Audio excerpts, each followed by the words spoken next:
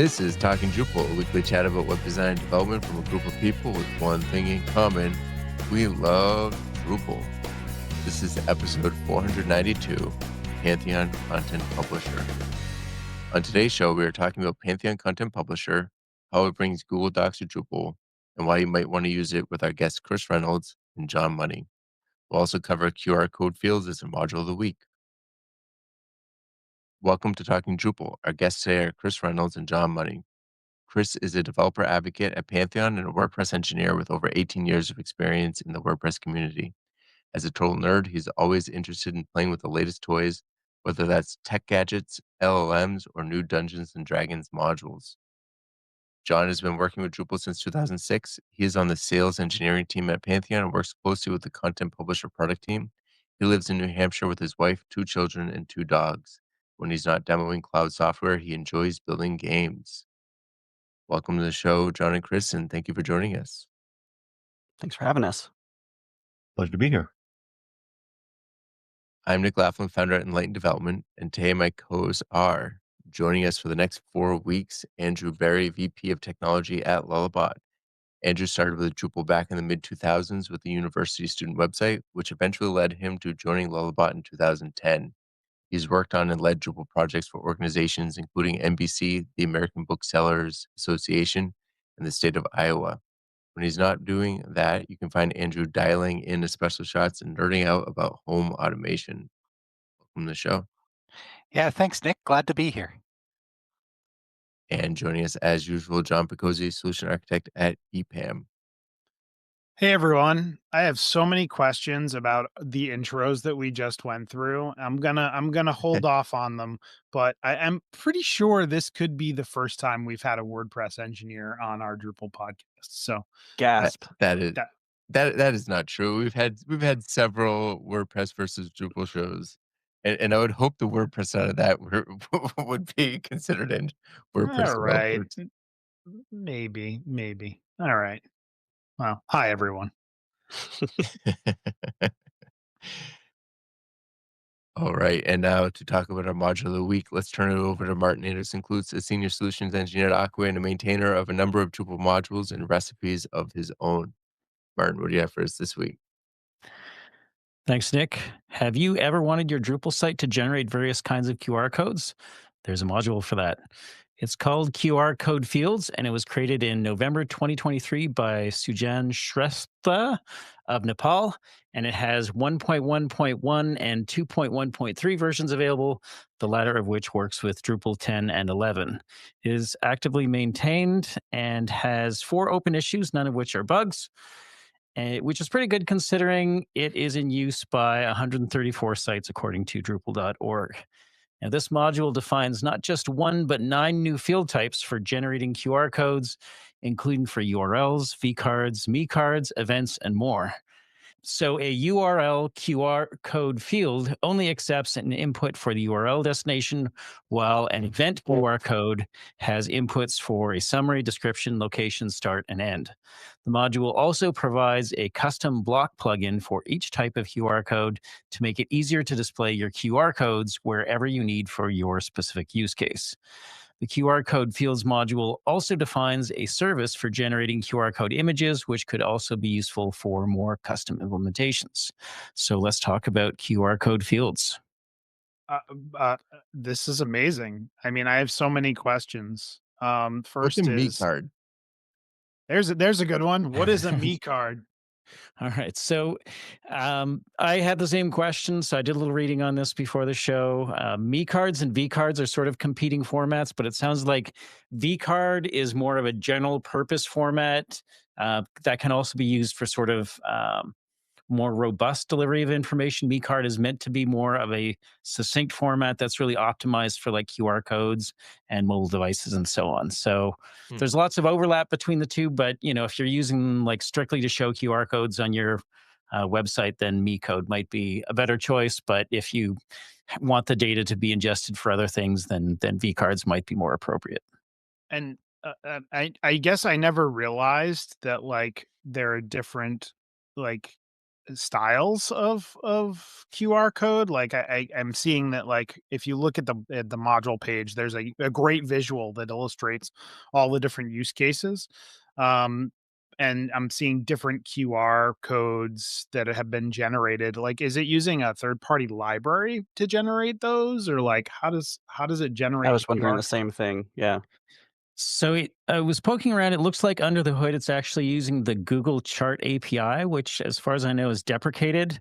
And so there may be an issue where down the road it needs to be updated to use something that's properly maintained. But That's been for now, deprecated for like 10 years or something, though, hasn't it? yeah, and there is a newer Google Charts, but I don't know if that requires an API key. I feel like Google in general seems to be moving in that direction of, requiring keys and eventually having sort of like usage limits and some of those kinds of things. So maybe if one of our listeners knows of an alternative module that does some similar things but doesn't require something that's provided by Google, that would be interesting to know for our audience as well. So that means if it's using the Google Charts API, any QR codes you create, you're sending your data off to Google. So you might want to be careful if you're using it for, I don't know, Wi-Fi passwords or things like that. Yeah, that's a great point. It is interesting because the last QR code is for Wi-Fi, and I'm like, "Huh, that's a really great idea." Except then you have to put your Wi-Fi into your Drupal site, which may or may not be hosted somewhere else, and then send your information off to build the QR code. I'm like, Although "Uh." although it's probably better to do it on your own site than to just go to some random QR code generator website and do Well, it. so I mean, I don't know how everybody else generates QR codes, but literally Chrome has the ability to generate QR codes for Oh, I URLs. always Like, forget about that. right in Chrome. So that's usually how I do it. But like, are there are people doing other things? I've seen QR codes generated in command line apps. They actually print it out, like Really? if you needed to like connect to like a VPN or something like that. I think the WireGuard tools use that. There's a PHP library I've used before for generating QR codes. Huh. One of the nice use cases of the Wi-Fi one, I actually used to have a QR code on my fridge at home that would connect you to the Wi-Fi, right? Because I figure if you can eat my food, you can join my Wi-Fi, right? So there's lots of good cases for those sorts of things, but it's pretty broad what you can do with it. I assume that's Um, a guest Wi-Fi, right? Yeah, that was the guest Wi-Fi for sure. Okay. M- Martin, is there ability here? Well, I mean, I guess you already said that it's using like a Google library to generate the QR code. So I guess there's no ability for you to kind of customize the look and feel of the QR code. I didn't see any options to really customize it that way. I know what you're talking about. Sometimes if you go to like web apps that generate QR codes, you can sort of like, some of them even lets you customize colors, but you can put like logos or images in the middle and different things that way. I don't think this one is that sophisticated, but Mhm. maybe that would be a feature request to open up. Interesting. Might have to give this one a whirl because now I'm always just creating links to my my blog posts, so it's not really like Google doesn't already know that information. All right. Thank you, Martin. If folks wanted to connect with you or suggest a module of the week, what's the best way for them to do that? We're always happy to talk about interesting projects for Module of the Week in the Talking Drupal channel of Drupal Slack, or folks can reach out to me directly as Manclue on all of the Drupal and social platforms. Awesome. Thank you so much. See you next week. See you then. Drupal Dev Days is coming to Leuven, Belgium on April 15th through 18th. Yoka is here to tell us more. Join us for Drupal Developer Days 2025, happening from April 15th to 18th in Leuven, Belgium. This premier European event is a must attend for students and developers eager to deepen their expertise, engage with the community, and stay updated on the latest and greatest in Drupal. Enjoy our great lineup of speakers, including Dries Buitaert, James Abrams, and Christina Chumillas. Stick around for amazing social events such as a visit to the brewery of Stella Artois, a party, and the bar crawl. For those less into beers, we have a board games night, bouldering, kayaking, and city walks. Don't miss this opportunity to gain practical skills, insights and connections to elevate your projects. Secure your ticket today at leuven2025.drupaldays.org. That's LEUVEN 2025.drupaldays.org. Thank you so much. All right, on to our primary topic. So the first question whenever we have a show like this is kind of, can somebody set the stage and tell our listeners what Pantheon Content Publisher is? Elevator pitch style. Sure, I can try to take that. And this is John on the Pantheon team. So, Content Publisher is a SaaS solution that allows organizations, enterprises to better manage the workflow for content production. That's the short answer. It's it's a content integration service, as a way to think about it, and I think it's probably if I was going to be really cheeky, it's the next generation of what headless content should look like. Can you tell Why? us The what headless the content means for anyone who might not be Oh, familiar with sorry. that? Yeah, sure. That's a fair. People don't know what that is these days. So the idea, that there's been a move towards a headless CMS where the content production can exist in something like a Drupal, right? But the delivery of that content isn't necessarily tied to where you create the content. So hence it's headless. I might put it out to, a different type of application entirely. Maybe it's a JavaScript framework, and so on. So that's what headless content is. the sort of dev-centric model that I have in my head to describe Content Publisher is, at least the objective is a sort of like many-to-many relationship between where your content lives and where your content goes, with like a magical stack in the middle that is a Pantheon, where Pantheon does our magic. So right now it does Google Docs to either Drupal or WordPress or Next.js. But tomorrow in the future it might be, Notion or Office 365 or Markdown or something on the content side, wherever you're going to put your content, magical stack in the middle, and then the other side is wherever you want that content to live.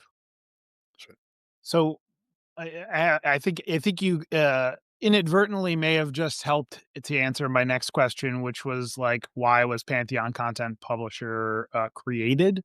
But it sounds like you guys may have, and maybe there's more to this, but like, sounds like you guys were trying to bridge the gap between like the content creator who's working in Word, Google Docs, any of those, kind of other systems, right? And getting that content into the CMS for kind of display on the web, right? Was there something more to it or something else to it that kind of brought this thing into existence? Yeah, I mean, so I joined Pantheon just about a year ago. And I'll say that I largely joined because I had some great friends working there. But two, the vision of Content Publisher is what brought me to Pantheon. So I'd worked previously with Chris Yates at Acquia, and he's over here at Pantheon. He gave me a kind of a spiel where we're headed, and I immediately had to buy into it. I'm like, I'm all in. This is what I want to do for the next step of my career. And the reason why is because I think it solves a problem we haven't solved very well for a couple decades in the content management space. Um, and that is being able to target code, content, design to a particular environment. That's kind of the overarching vision. Right now, you think about it's like I'm creating content in Google Docs. It shows up on Drupal. But I think the bigger picture is I'm creating content wherever I'm creating content. I'm creating design in the tool of choice I want to use there, maybe probably Figma, something like that. Creating code where I want to create code, and I want to push it to a place to integrate it. And we've solved that pretty well in the Pantheon stack, that place, that environment. So imagine you have an environment that has a version of code, a version of content, a version of design, and now the marketer can say, "Yep, you know what? I'm looking at the site. I see everything is in place, and we can launch it wherever we want to launch it." So that's really kind of the overarching design. It does tie back into traditional web ops workflow. We're just tackling the content persona right now. Yeah, Yeah, even that's within that, I think about the like I before I joined Pantheon, I did agency WordPress development. And I think about the teams that we were building sites for, And obviously, you know, what we were doing is building cool things in Gutenberg because that's what you do when you're a WordPress agency. And begging and pleading the clients to please use the cool stuff that we built specifically for them, that would build these cool pages or layouts or whatever, and edge them away from their existing content workflow, which was predominantly Google Docs or something like that, that allowed sort of collaborative editing, all the things that you were mentioning earlier.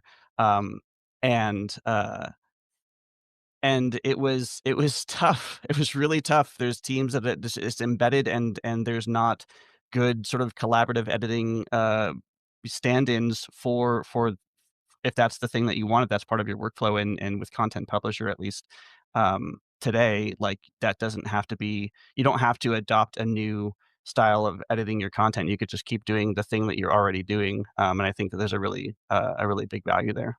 Yeah, I mean, so I think one of the reasons I reached out to you guys for this show, right, was that I kind of had seen a demo of Content Publisher. I want to say it was in New York at maybe an evolving Drupal event, and I was like, oh wow, like editing in Google Docs and then publishing to Drupal is like would solve a big problem for me personally on my blog to be able to have like more collaborators that don't have access to my Drupal site and can kind of like publish content, from my Drupal site to the masses, right? So I'm like, this is great. Like, I need to learn more about this. So, brought you guys in, but I think you're absolutely right. Like, people are working in Google Docs, and then it's kind of like, well, okay, now I got to do the copy and paste thing to get this into Drupal. And from what I've seen, this seems to definitely solve that problem. I mean, our own content workflow for blog posts on our own Pantheon blog is exactly that process of drafting it in Google Docs, then copying and pasting it into Drupal. So yeah, absolutely. Like we could use this ourselves. Yeah, I would add that, like, when we think about, the content creation process, the creation side, I think, is well addressed. You're talking about Google Docs and collaboration and all the tools that, that class of application has is superior generally to a CMS. Users like it. Then you have the step in the middle, which is kind of the pre-production before you deliver it, before you make it available on a GraphQL endpoint. And there's a lot of room there for innovation and automation. And that's also, where a lot of intelligence for this platform happens. So think things like, we're a Google native organization. So we're using Vertex AI, for example, to enrich the content. Content editor creates it in Google Docs or Word or wherever it happens to be, Notion, whatever it is, comes into the platform, and now it gets enriched. So it makes it web ready, or, application specific, if you will, for delivery. So there's a whole step there besides the copy and pasting, which is great. But it's that enrichment of the content that I think is what we're continuing to invest in, and where we see a lot of value. Like, kind of as an anecdotal sort of thing, I'm working with this publisher. It's a big publisher. They literally have 120 plus steps between getting the document created by reporters and put on their website. 120 steps. Well, what are all those steps, and how many of them can be automated, and how much, if there's an edit a late 11th hour edit, did you go back through all those 120 steps or not? Those are types of things we're trying to solve. Yeah, that's all really interesting to hear, and it's neat to see Pantheon working on tackling this problem space.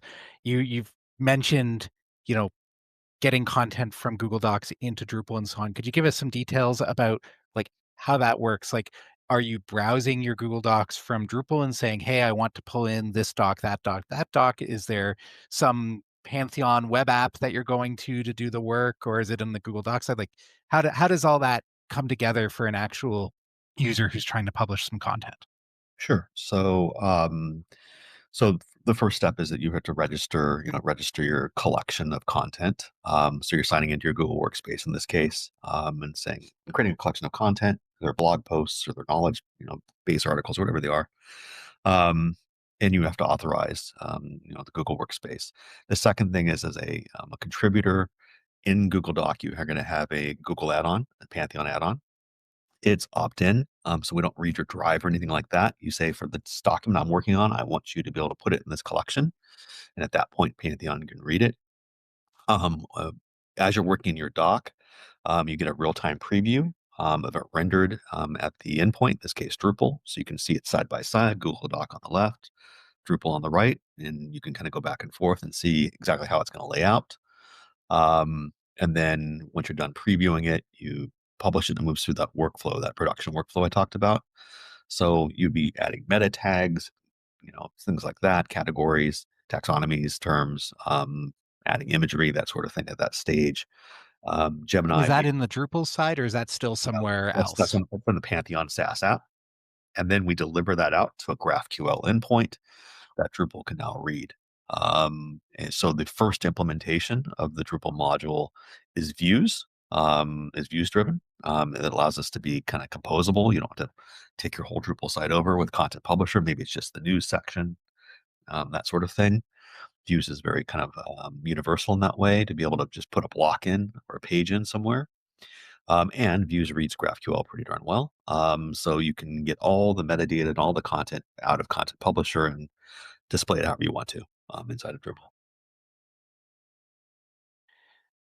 I'm going to throw in a question, because maybe you can reference a previous episode or something, but you said Views can read GraphQL really well, and that may not be, I totally get it if it's not your expertise, but I hear that, I'm like, what are you talking about? That sounds really cool. So maybe we can throw something in the resources later about that.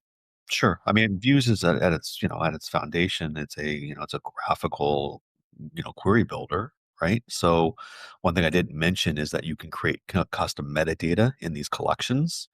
And you can then expose that custom metadata through the GraphQL endpoint. But you need someone to be able to say, "Hey, I want to wire it up. I want this piece of information. Maybe it's I don't know, it's a date, right? It's an event date, and I want it to display here." Be able to pull out that granular piece of information and display it where you want to display it. Um, as opposed to, if you kind of hardwire it with a module, it's like, "Hey, here's the endpoint." Then any custom metadata would require custom code, right? To be able to Yeah. extract it out. So this project on the Pantheon side then is kind of two separate projects, right? One is the SaaS offering project where you're kind of interacting with stuff, and then the other is like a Google Workspace add-on. I don't Yes, remember what they're called. that's right. That's right. Um, and you maintain both of those, and basically, if you're onboarding into the system, you're you're not really interacting with the Google Doc directly. I imagine you have to interact with it through your SaaS offer. I mean, I imagine it's like Google Doc. I don't know if it's an iframe or not, but it's some sort of API thing. But when you're editing, you're in Google Docs, but you're not doing that directly in the Google Drive, right? Or is that not accurate? No, you're editing it directly. And then what happens is, during the conversion process, it gets converted into Markdown. So it gets put in and then puts in Firestore, right? So you're editing the Google Doc natively. The iframe is certainly the preview, right? Like, so we're pulling in a Ah, Drupal state, and that's where that's iframed in clearly. But when you're editing the Google Doc, you're in Google, and that should be your source of truth at that point, right? So if you want to go back and make changes, you go back to the Google Doc, and you make your changes, and do a round trip, republish it, and it shows up inside okay. of Drupal. And And and the metadata. that's once you've connected that piece of data to, Okay. or that document to your content publisher. Like John said, it's like an opt-in thing. So, like, once you've said, "Okay, this doc or all the docs in this, section of Google Docs are all connected to this application, this site." And then on the other side, like the Drupal module, the WordPress plugin are basically just sort of reading the GraphQL data that lives in the magical Yeah. middle stack. And the metadata, are you editing that in the add-on, or is that a separate website that you go to? It's part of the SaaS, service in the middle. So when you click publish, the screen pops up. That's now Content Publisher. You see all your metadata. There's rules, permissions applied at that level too, because the content creators are not necessarily people who are doing the production. Um, and any sort of approval workflow would happen there. And then finally it gets pushed off into the graph the GraphQL endpoint. It's all really well integrated into Google Docs though today, so, like, it doesn't look like you're going off to a third-party thing or doing some other thing. It's like, I'm ready to go, I'm gonna hit publish, and this screen pops up, and I'm still, like, looking at my Google Doc. Like, it's not like, you know, redirect to some other pop-up or something. It's all just, like, right there in front of you. It's really easy to sort of grok what's going on. So I'm imagining an editor is writing a blog post and they want to put a hero image in, and maybe their Drupal site already has a media library where, either they've just got a bunch of images uploaded with the alt text set, or they maybe for larger sites, they've got some digital asset management system integrated with Drupal's media library. Like, is there is the idea then that if to set that hero image, is there a way for Drupal to go to Content Publisher and say, "Hey, here's all the images that are already available"? Or is it more where you want to go back and take that image from your DAM or from Drupal and then put it into the Google Doc just like any other image duplicated over, and then it comes down? Like, is I guess what I'm getting at is, like, Drupal truly read only, or is there a way for Drupal to tell Content Publisher, "Oh, I know you've got Google Docs, and here's the Drupal content I have that you might want to merge in with that"? Yeah, that's a great question. So at the basic level, like without any sort of integration to Drupal, you just drag and drop your images into your Google Doc, and then they display, right? So it's coming, put in the CDN and delivered from there. It's not connected to the media library or any other DAM at that point. Um, so we have this notion of something called a smart component. That's a Google Doc sort of thing. I don't know if you've ever seen it, but if you go into your Google Doc and start typing at symbol, and start typing something, you can insert things, these chips inside of your Google Doc. So we're leveraging that capability in the Google Doc to be able to insert smart components. Those connect to Drupal through as a single directory component. So you can define single directory components inside of Drupal and then deliver those out as smart components inside your Google Doc, which means that you can have semi-structured content, um, inside your Google Doc. I don't want to suggest it's something like paragraphs. I would not want to recreate paragraphs inside of a Google Doc. I don't think it's appropriate, um, but you could if you really wanted to. Um, Google Doc is not where you do layout. It's not pixel perfect. It never will be. Use Figma for something like that. But for inserting, let's say, a hero unit, has an image, has a headline, it's got some sort of call to action, and of course a URL, and I want that structured data to be delivered back to Drupal. Drupal says, "Hey, I know what that is. That's one of my single directory components. I know how to render that." So you can round trip it that way. Interesting. What are some of the use cases you're seeing for Pantheon Content Publisher? I know you mentioned there's some people with really complex workflows and things, but like, what other kind of clients are you seeing or customers you're seeing showing interest in this? Yeah, I mean, I think there's a spectrum of types of users, or use cases. I mean, on the one hand, um, it's it's use cases that um, don't want to be in the CMS. They flat out don't want to be in the CMS. There's simpler use cases, I would say. Um, for some of our clients, they've got a large group of users. They're creating content, articles, let's say, knowledge base articles, and they're not all in the CMS, and nor will they ever be. So that's one type class of use case. On the other hand, um, you have use cases which have complicated workflows, and so we're seeing kind of a range of them. I don't know where it's going to settle yet in terms of what the most predominant one is, because we're just kind of getting started. We're just started beta back in late December. But I'm kind of seeing both.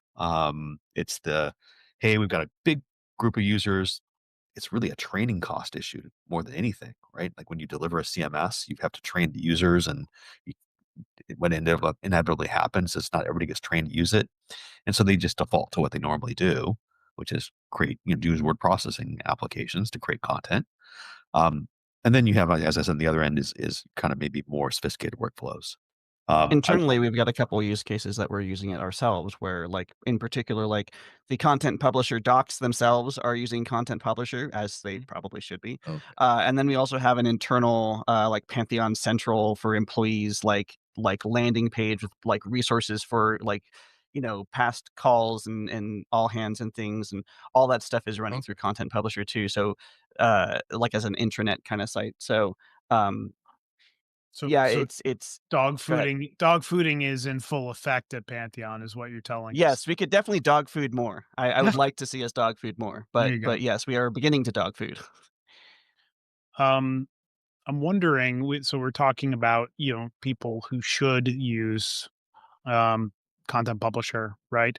Are there any use cases where you guys would say like, don't use Content Publisher. It's not the right solution for that use case. Oh yeah, for sure. I mean, I alluded to it before. Any design heavy stuff, right? Like if you're Apple creating, landing pages for your iPods and your iPhones and stuff like that, it's not a good use case. You don't want to create content in Google Docs for that. Um, Kind of real time stuff is obviously, transactional type content is not appropriate. Um, where you need a full fledged, like some really structured content with interrelations, keep that in Drupal. That's what Drupal's great at. Um, but those are kind of the main ones. So like the marketing landing pages, transactional content, and really highly structured relational content is probably not appropriate for Google Docs. Yeah, from the WordPress side, one of the first things that I thought of when I first learned about Content Publisher internally was like, so WordPress obviously has this thing called Gutenberg. There's also a Drupal module for Gutenberg as well. And I was like, okay, so this is the thing that we're supposed to be doing. You're supposed to be creating content in this new block editor, and Content Publisher is like the opposite of that. It's like, I definitely do not wanna use the thing. And so again, sort of like layout heavy, design heavy kind of, page buildery types things, are probably things that you would not want or need to use Content Publisher for. Like, those things are better in their respective, apps. So, I mean, I guess the question for me, right? So like I'm hearing you like loud and clear on the, hey, we're not going to do like layout in a Google Doc, right? But like in my head, based on how John described it a little bit earlier, right, where you could use you could associate content with a single directory component, right? Like, to me, it feels like you're not necessarily doing layout, but you are setting the flow of a page, right? Where it's like, hey, if I know I have a library of single directory components, oh, I want to do my header. My header is going to be the first thing, right? Okay, yeah. single directory component for that. Oh, I want to do a pull quote. Oh, I'm going to do that as my second thing, right? So like I get what you're saying. It's not like, hey, you're going to drag stuff around and it's automatically going to change. But like, as far as a content entry tool and a content structure tool, we'll say, right? This makes like a lot of sense. So like, am I describing that right? Or am I missing You are. something? No, you Yeah. are. You Okay. are. And like I think with everybody on this call has been or is, related to delivery of great Drupal experiences, in agencies and whatnot. I have been in my prior life too. Um, that's a lift. There's a lift there. Pantheon's not going to deliver you a library of single directory components. That comes from your Right. agency, generally Mhm. speaking. Right. Yeah. And I mean, like in my head, I'm thinking of like, okay, so like if I'm an organization that has a design system, right? Mhm.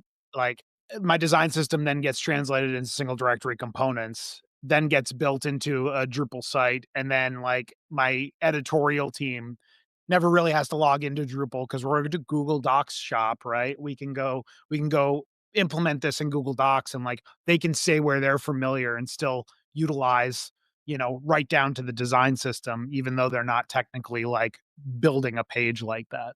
So Absolutely. yeah. Absolutely right. I want to ask, like, so just for the SDCs, those actually get rendered in the Google Doc when you insert the smart chip, right? Of some kind. It's not just, a plain text that says, "Oh, this is the hero." I'm trying. It's been a while. I'm not sure I've seen anything that rich, but I'm just trying to wonder, like, what do you actually see on the editorial side? Good question. So the chip, and this is a limitation of the Google Doc itself, is a placeholder. It says there's a chip here. Right. They might say this is a marketing form, and you click on the chip, and now it expands into the form itself, the form fields that you would need to fill, Yes. and then you can then preview it right there. Right. So you can say, this is what the form will look like. I put in my whatever, my Marketo ID, and I put in this call to action, you know, or whatever else it is. And now you can see the form rendered in all its glory. But you had to do that click to do that. Right.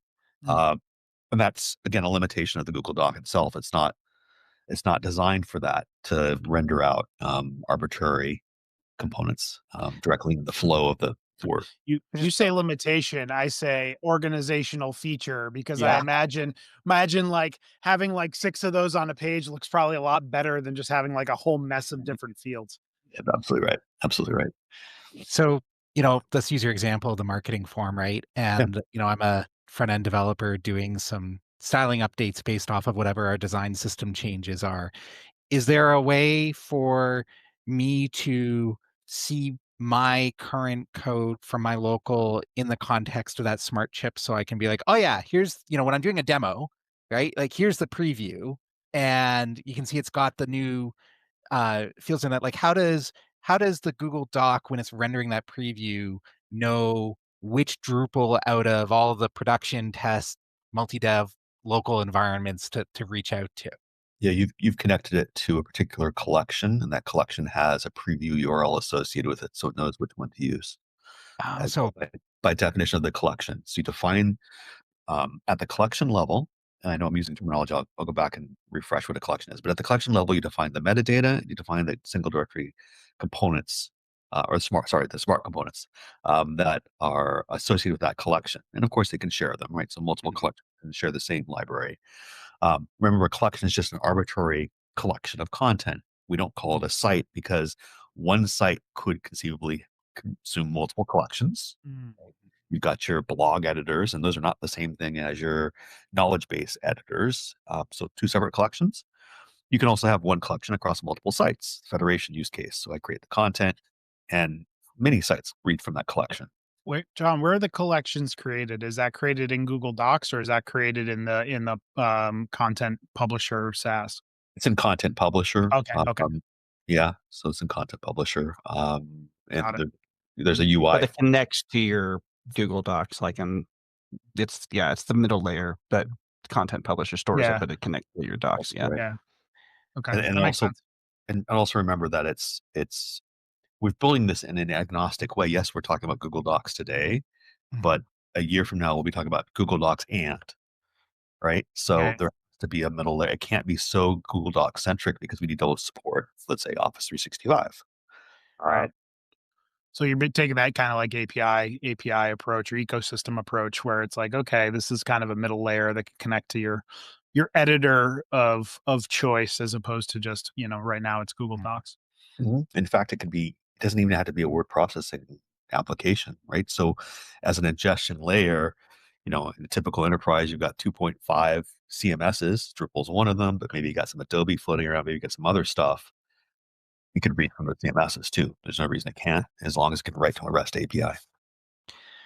And so in practice, for most people using or most teams using Pantheon Content Publisher, they're going to have multiple collections because they're going to have I'll call it their production collection. Like anything published there is like literally live on the website.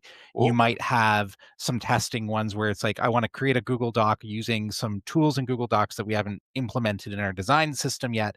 And maybe every developer has their own collection as well, so that they can like hack around with content and see how it renders in Drupal or WordPress or Next. Is that a clear understanding? It's very reasonable. I mean, I think that the best practices are still TBD. We're just starting beta, but I think what you're suggesting makes a lot of sense. So you said that a given site can have many collections, but can a particular document be part of many collections? So if I'm the developer for a client that's using this and they have a particular page that's not publishing correctly and I want to try to debug it on my side, can I like do I have to copy that document, or can I be like, "Hey, assign this document to my collection as well?" So currently, it's a one-to-one relationship between a document and a Mm, collection. You disconnect it from okay, one collection, add it to a different one. In the future, I believe that's on the roadmap to have multiple collection support. okay. I as a developer, I have to say that integration layer sounds painful to maintain. Sounds like it knowing Google, it probably updates frequently. I do you guys have any insight into the team that's doing the actual integration side? I'm just curious how that process has worked out for you guys, for Pantheon. You mean in terms of the Google add-on? Yeah, the add-on and the SaaS offering layer, like, it feels like building that in a flexible way would take a lot of work. So there's like the core components of the content production layer is Firestore. So everything is normalized into Firestore. And then we use Vertex AI, right? To index it, but then also to apply LLM to that content. That's pretty solid. Like, I mean, it's a solid architecture. Independent of content publisher, they're pretty good building blocks for building any sort of SaaS service. The the add-on in Google Docs, I think we've done some pretty great work there, honestly. Like, I remember showing this to an agency partner, and they wanted just the code. They're like, "Are you going to open source the code that takes Google Docs into Markdown?" Like, "Nah, I don't know that we are, but there's a lot to it, right? Like, normalizing a Google Doc into Markdown is not as trivial as it might seem. Mhm. There's quite a bit That's to exactly my point. It doesn't sound trivial at all. yeah, so it's I consider it the magic sauce, I guess, but it's not. I wouldn't sell it in that way. I wouldn't say, "Hey, we're a Google Doc normalizing service," because again, my eyes towards the future. I'm like, and what? And Office 365, and Notion, and Figma, and. So, but today, Google Doc is the star, for sure, in terms of it's really easy to create content, and it's really easy to add production layer to it and then deliver it to Drupal or anything else, right? Drupal and, I mean, next to the site. Mhm. it's funny because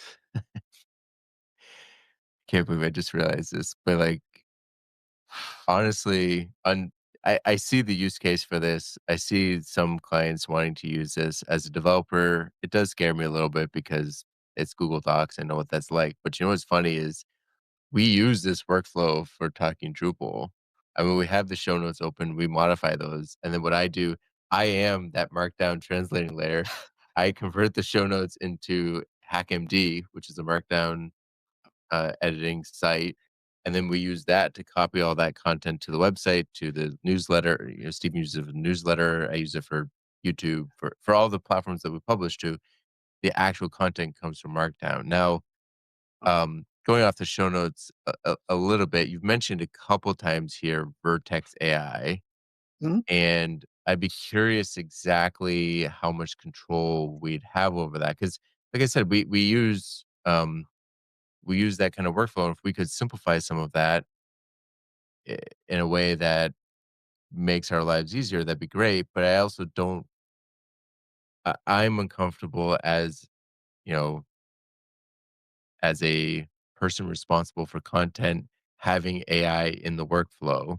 Yeah. And so, how much control do we have over what the AI does to the content?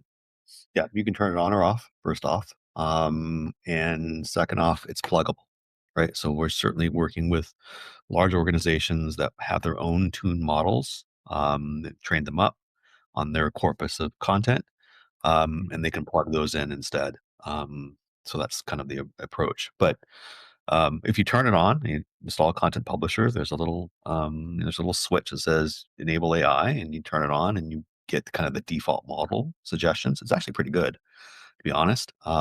It's really good at writing summaries of the content and suggesting The that. alt text. Yeah. Yeah, and getting the tags out.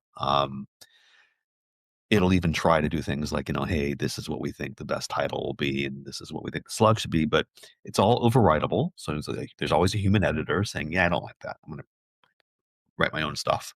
And you can turn it off. Okay. So, given that Google Docs has similar functionality in the Docs side. I could totally see in the glorious future when you've got more than just Google Docs ingesting data, having Vertex AI integrated there. Like, of course, because you don't know that the systems you're ingesting from have any tools like that. Um, are you like, if I'm an editor, should I be using the tools in Google Docs to do the, fill in the summary smart chip and, edit my content or enrich it as you were saying? Or is it more like the Pantheon Content Publisher side of it will do all that and then push and edit back up to my Google Doc with those changes? It's a good question. I mean, I think that we don't want to limit the way people want to work with their Google Doc. Like, the idea is, again, to put, where people want to work, that's where we want to meet them. So if they want to do all that work in the Google Doc itself, that sounds great, right? There's amazing add-ons that are available, and can use them if you want to. And we'll just take whatever the result is and normalize it and then push it to Drupal. If you don't have those tools, then we still want to give you some of the functionality. Um, but the way I kind of think about it is some of that stuff gets locked down, right? Like, you have to think about it from a consumer point of view versus an enterprise point of view. Like, from a consumer point of view, like, I can install on any add-on I want to, anytime I want to, and you just use it. From an enterprise point of view, that's not necessarily true. So if we lock down what you can and can't do in your Google Doc, but then we have a specialized model that you can apply that's IT blessed, that's probably the right path for certain types of content. Okay, so shifting back to the agenda, you mentioned at some point a couple times that one of the main places you're using this internally is with your development documentation. And so the question would be, if you have a bulk update coming out, kind of like the workspaces feature, the new workspaces feature in Drupal, like, hey, there's a new version of Pantheon Content Publisher coming out. 35 pages are going to change, 100 pages are going to change. We want to make sure that when the new version comes out, all those changes are published at the same time.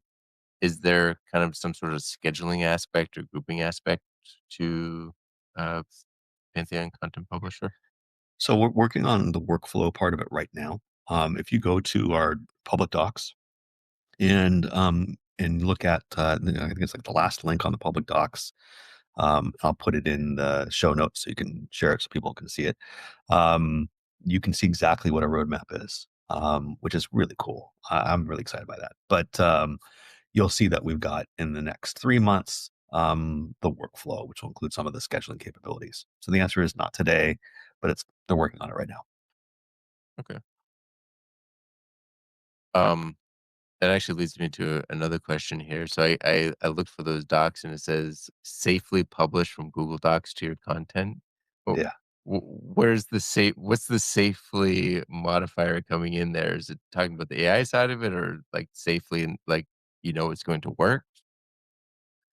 I'm not on the marketing team. I can't answer that for you, Nick. Yeah, I'm curious. So it just Feels stands like out to me, like they as meant opposed to easily, not unsafely. safely. I don't Yeah, know. Yeah. Can I like what opt does into a an dangerous unsafe version of publish this? from mean?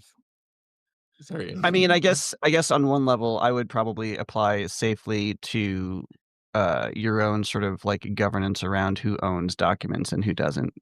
Like Although you can't have like if I shouldn't touch marketing content, which probably is an accurate statement. I can't just push something out on a site with my own permissions unless I've been granted those permissions. Also, if you look at like how formatting changes between systems, like I just actually did maybe the reverse of importing a PowerPoint into Google Slides, and like was like, oh, Yeah, there's that's some awful. formatting differences here. So I mean, Yeah, like, that's maybe horrible. the reassurance is like, hey, we're safely going to take your content and publish it to your thing just the way that it appears here.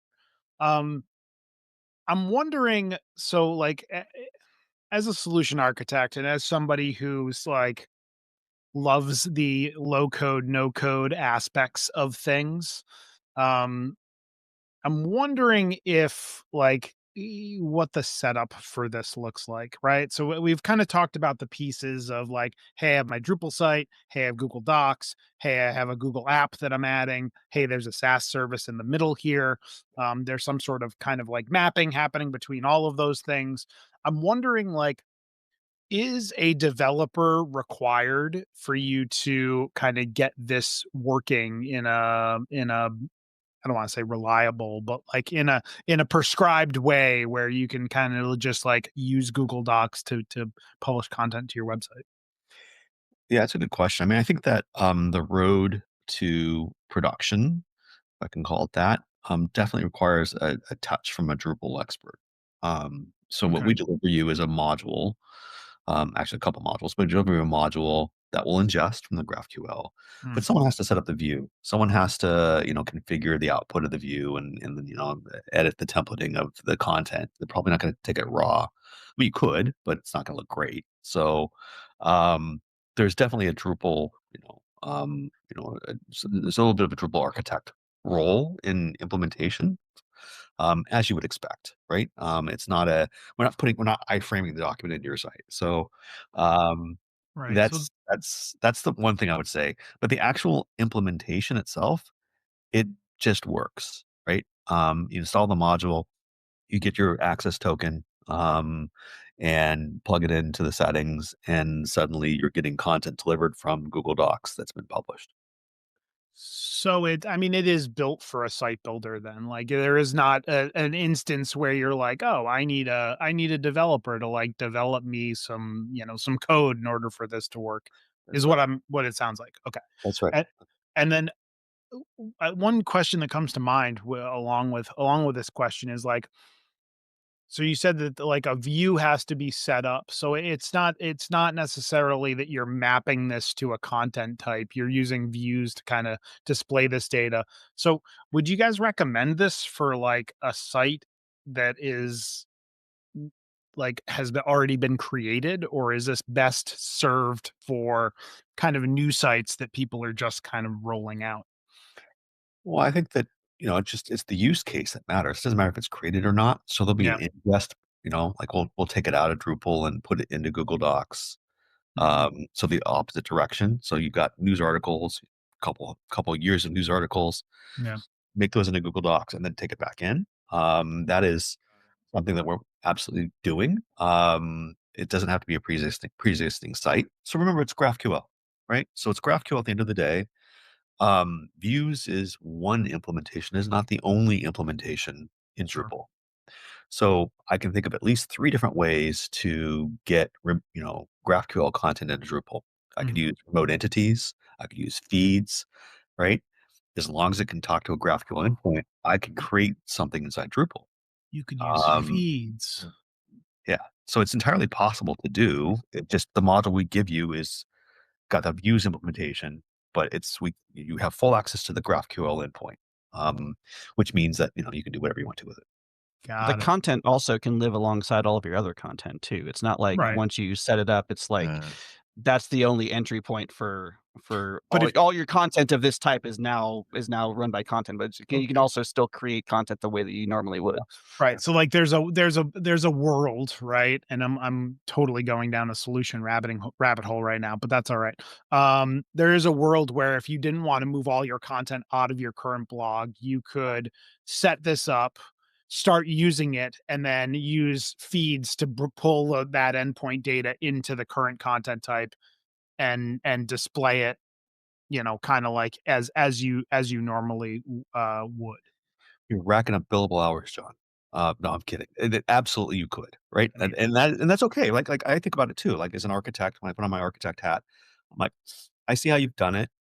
I totally want to use remote entities. That's what I love, and so yeah, that's what I'll use because that's my Swiss Army knife. Um, and there's good reasons to use it, and there's good reasons maybe not to use it, but I like that, so that's what I would use. And each of us has our own, probably more than one way of tackling, a particular problem. This one is I've got content somewhere else. It's available via REST API. How do you want to show it? so is that external entities or the remote entity API? Um, yeah, so that's changed a little bit, hasn't it? Probably the external entities, I guess. Got it. Yeah. um, yeah, I've Sorry. not seen those myself, so I'll be sending those to Martin as well, and looking at that too. Um, I want to sidetrack really briefly here because the product is called Pantheon Content Publisher, but I keep hearing you say PCC and not PCP, and I wasn't sure if I was mishearing, but the website is pcc.pantheon.ioo. So, It's what happens why? when a thing is in beta, is it goes through like a million name changes, and as we try to like figure out what Okay. the best acronym is. So it was it I don't know, both things are true. It is Pantheon Content Publisher, but there's also the Pantheon Content Cloud component, which is sort of like the magical Uh, middle layer. Um, so I would probably, I guess, John, correct me if I'm mischaracterizing this, but I think that the implementation is Content Publisher, like the thing that you use in your Drupal, WordPress, Next.js site, whatever, and the technology underneath is Content Cloud. Sure. You No, I heard think it here I'll first, grant that. folks. that's the right answer. That's the right answer. I mean, it's a marketing thing, right? Like, so I was working at previously before Pantheon at a company, and we built a product over 6 years, and the name changed 5 times, and none of that came from the product team. That was purely marketing, changed the name of the product 5 times. So it happens. Yeah, I think that's right, what you just described. With all the talk of different ways you could pull content into Drupal, um, I'm imagining there might be some customers, especially the larger ones, where, maybe 8 out of 10 of their sites are on modern Drupal, Drupal 10 or 11, but they've still got some Drupal 7 sites hanging around, and they may still be on Drupal 7 because they've got, a million nodes in them or something like that. Yep.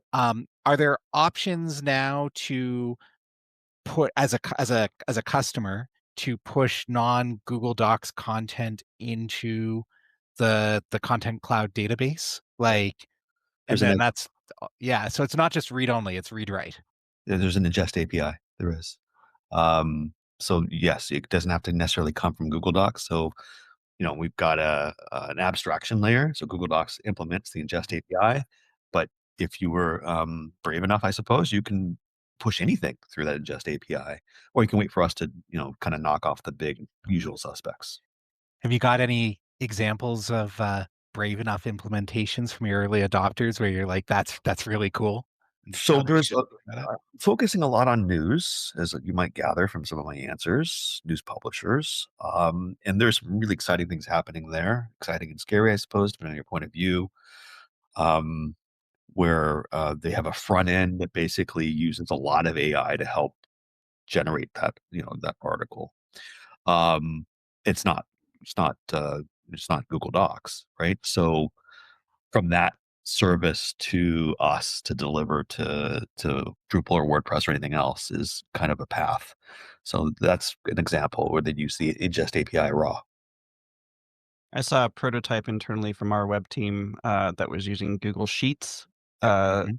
to translate into through Content Publisher, which is like adjacent, but it's obviously it's a different type of data, it's a different data structure, and yeah.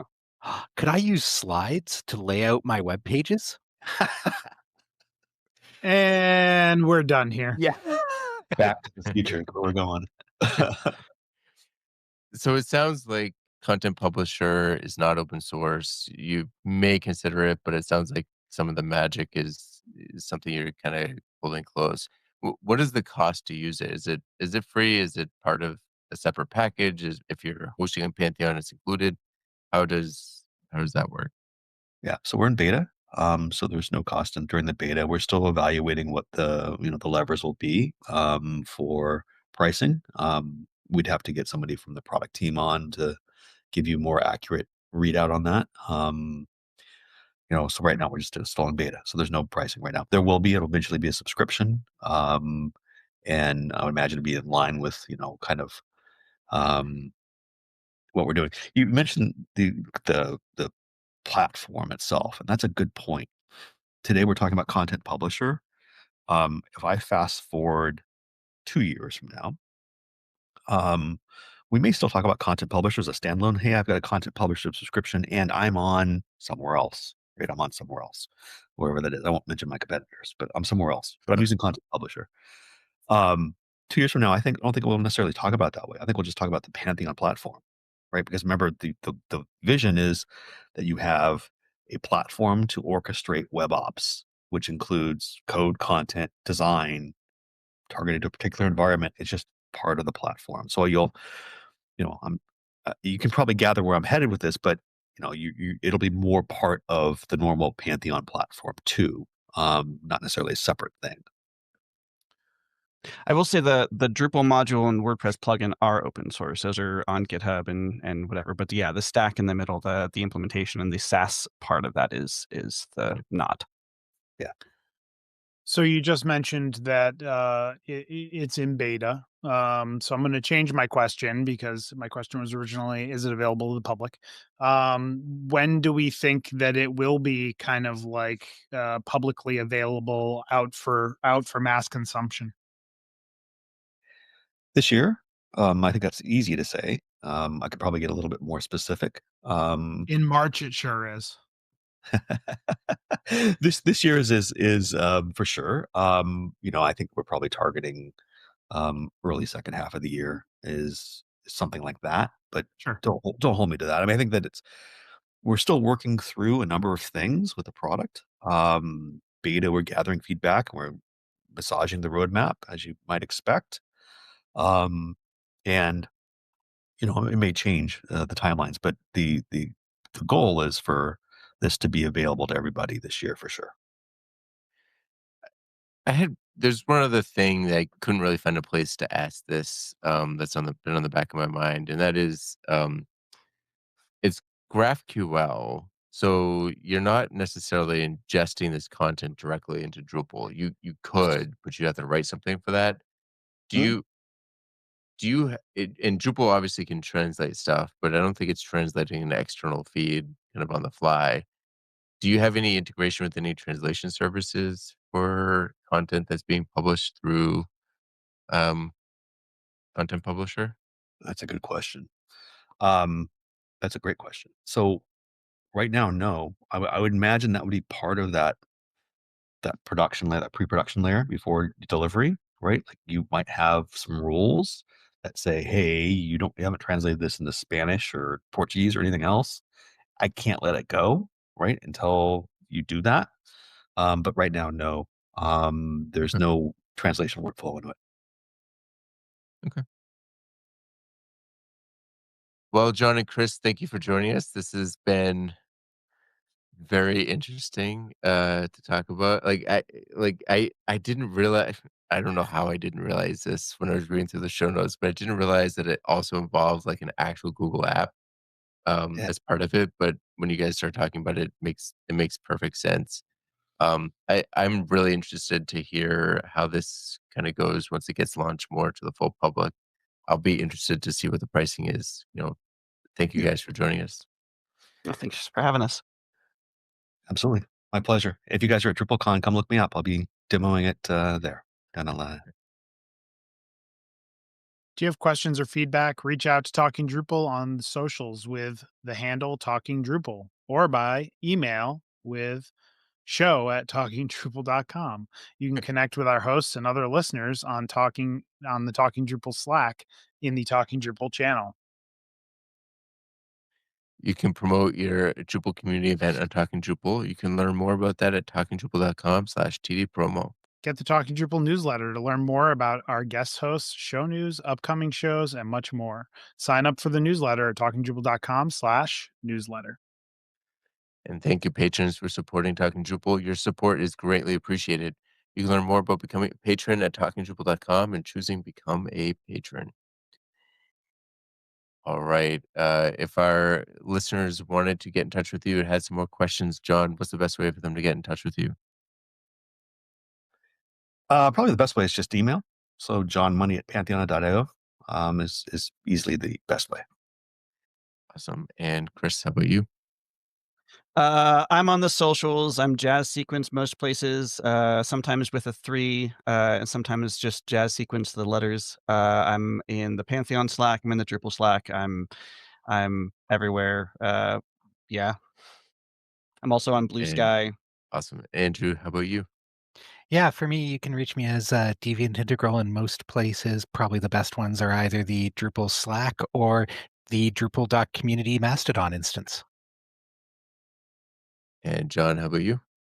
Well, this week I will be at Drupal Camp, New Jersey. I'll be presenting on Friday the 14th, talking about Drupal as a web platform.